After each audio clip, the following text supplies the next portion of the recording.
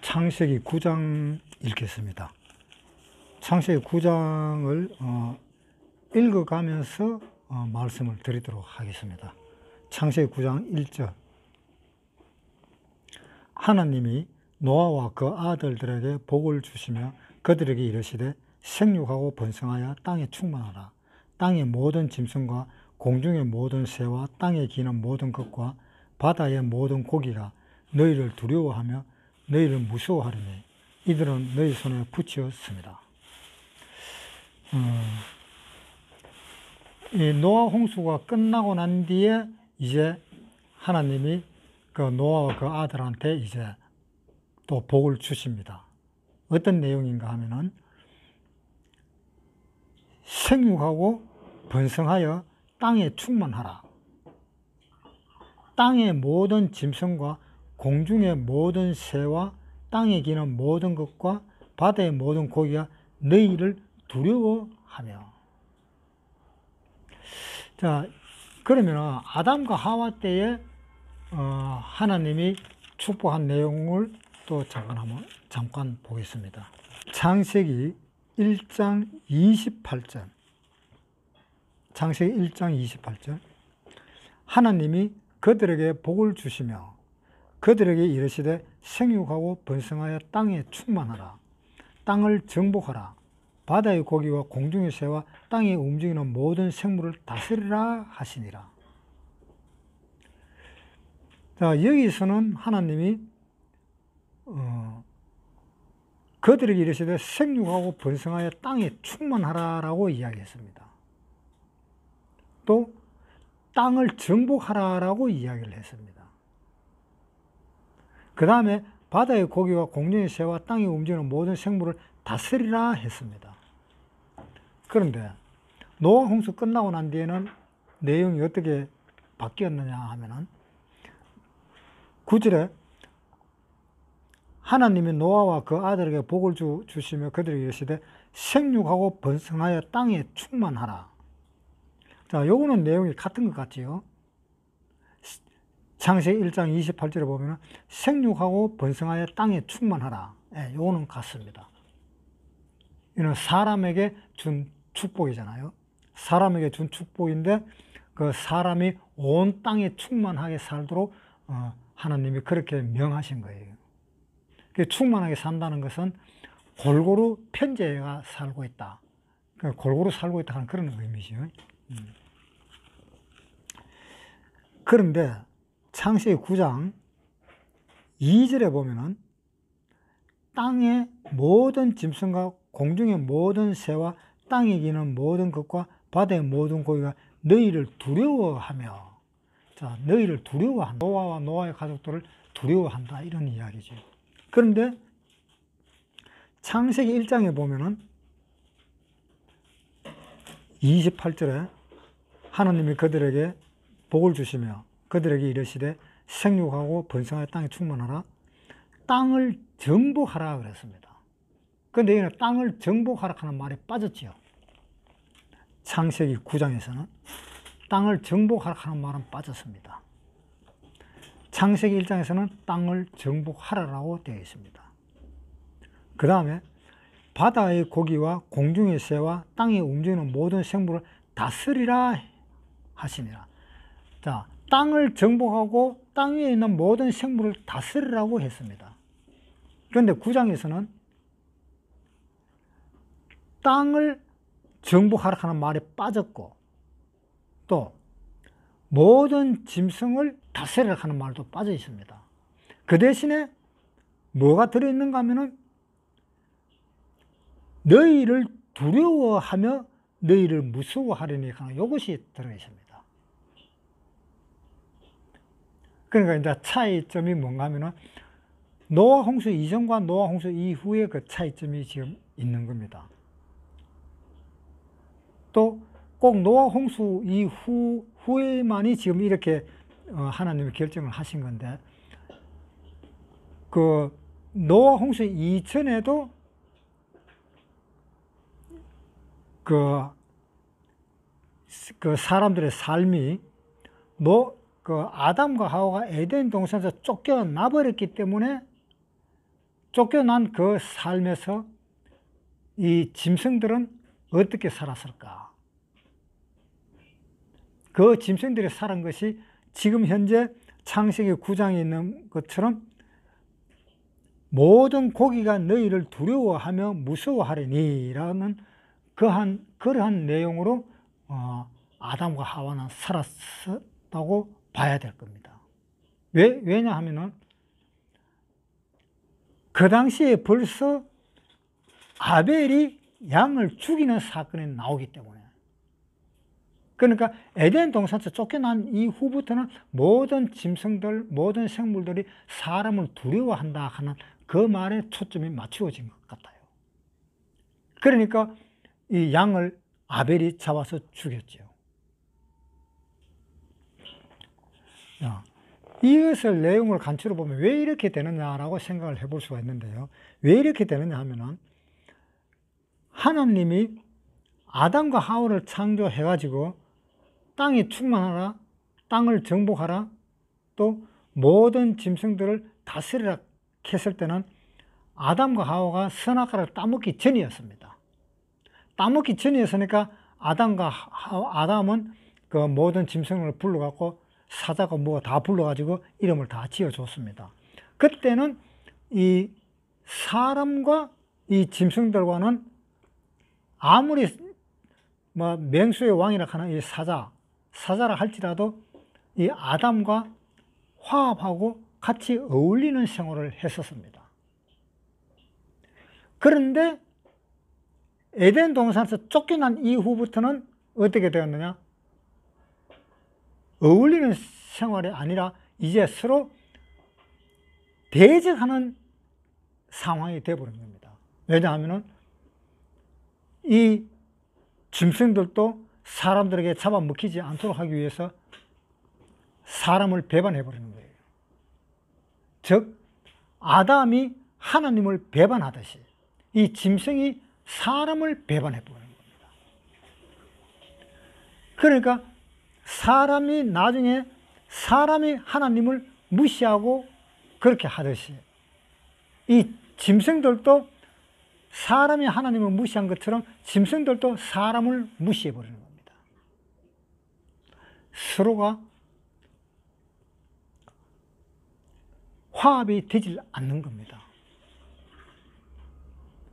그렇기 때문에 노아 홍수 이후에 하나님이 짐승을 잡아먹을 수 있도록까지도 했었습니다. 그것이 바로 뭔가 하면 서로가 적대관계라는 것을 이야기하고 있는 겁니다. 그러니까 이 짐승들이 사람을 무서워서 무서운 걸 감추기 위해서 오히려 대적을 해버리는 거죠. 그런 관계가 되어버린 겁니다.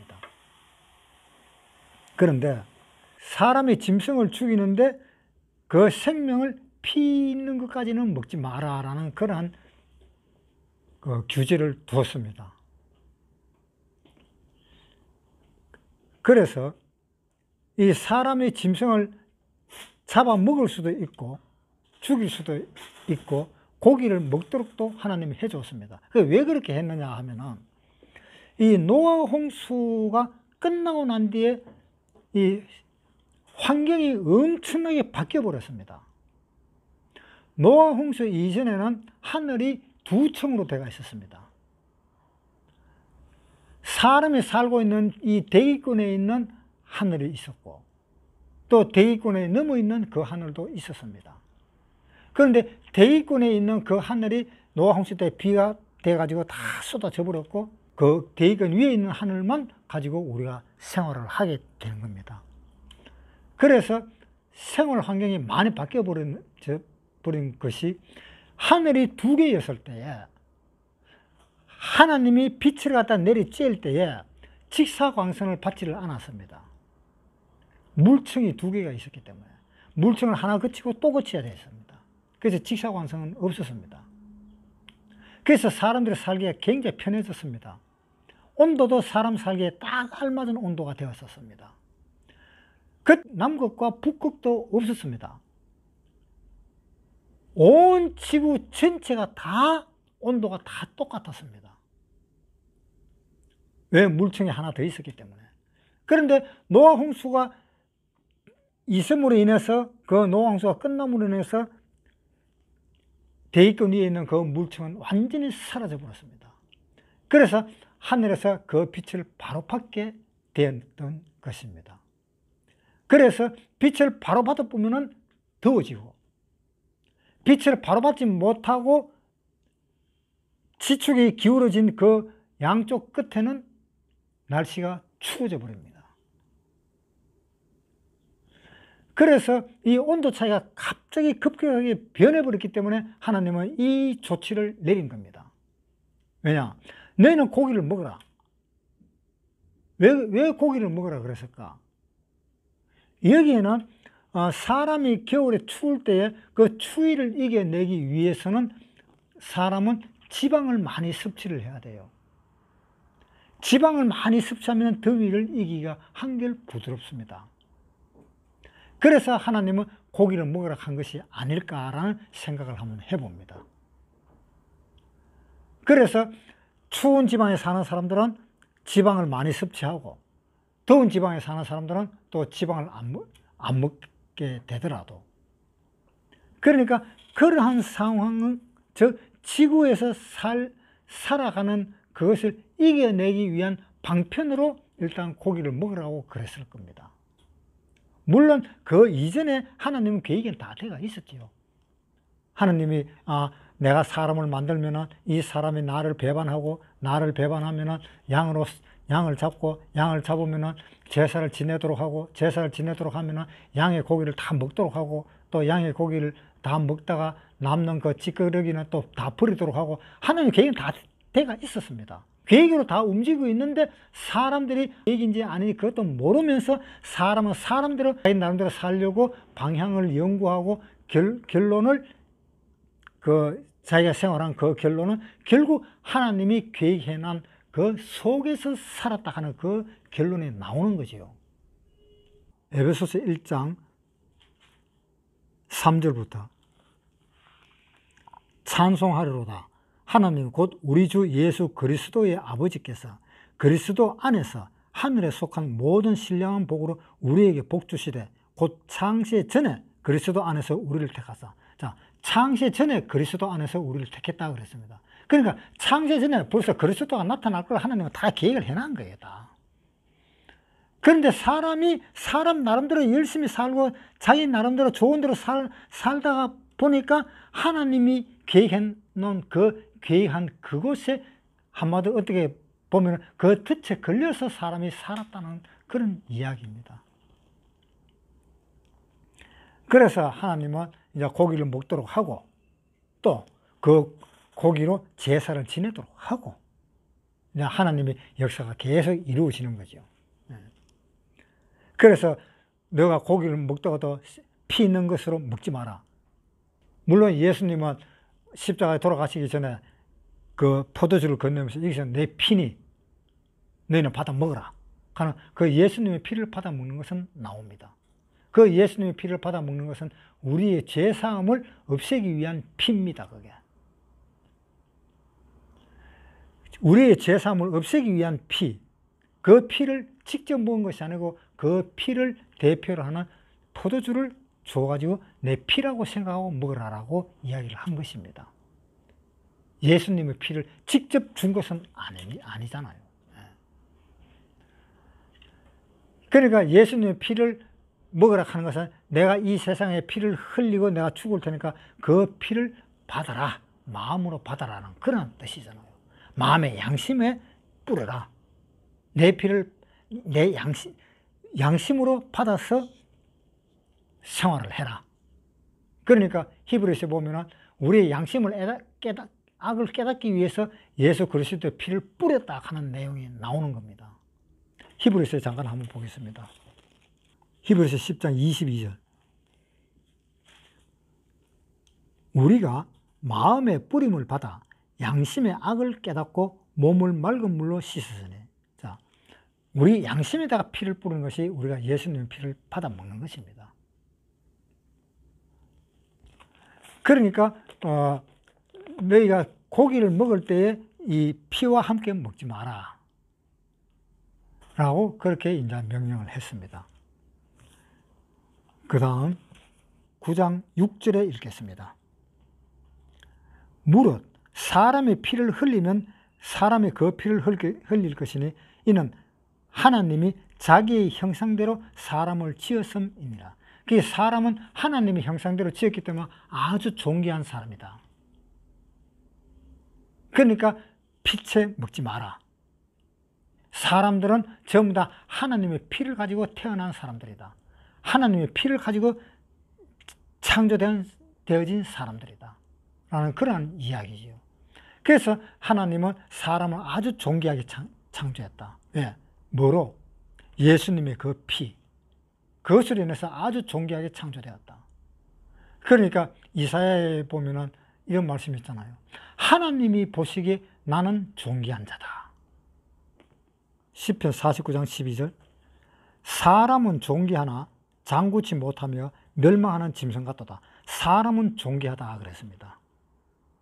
49장 20절에 보면 존귀에 처하나 깨닫지 못하는 자는 멸망하는 짐승 같도다. 존귀에 처하다 그랬습니다.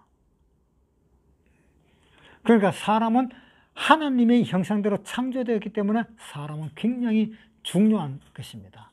하나님이 보시기에. 창세기 9장 13절 내가 내 무지개를 구름 속에 두었나니 이것이 나의 세상과의 언약의 증언이라. 내가 구름으로 땅을 덮을 때 무지개가 구름 속에 나타나면 내가 나와 너희와 및 혈기 있는 모든 생물 사이에 내 언약을 기억하려니 다시는 물이 모든 혈기 있는 자를 멸하는 홍수가 되지 아니할지라. 자, 이제는 홍수로 멸망하지 않겠다. 그러면서 하늘에 무지개를 내가 두었으니까 그 무지개를 보면은 하나님이 이제는 절대로 홍수로 세상을 심판하지 않겠다라고 하나님이 약속한 증거의 표구나. 자, 이것이 바로 뭔가 하면은 이 세상을 물로서 심판했을 때, 물로서 심판하고 다시 나타나는 그 세상은 무지개와 같은 세상이다. 정말로 아름다운 세상이라는 것입니다. 이제 하나님의 말씀대로 다시 살아가는 그 세상. 그것이 바로 우리가 이 세상에 심판을 하고 그 다음에 천년왕국이 들어오는 그 세상이 무지개가 피는 세상입니다. 그것을 그림자로 이야기해 주는 겁니다. 이 세상에 얼마 있지 않으면 멸망을 당하고 그 다음에 천년왕국이 들어가 버리면 그 천년왕국은 하나님이 보여준 그 무지개의 그 세상으로 들어가게 되는 겁니다. 그것의 그림자로 하나님은 무지개를 둔 거예요.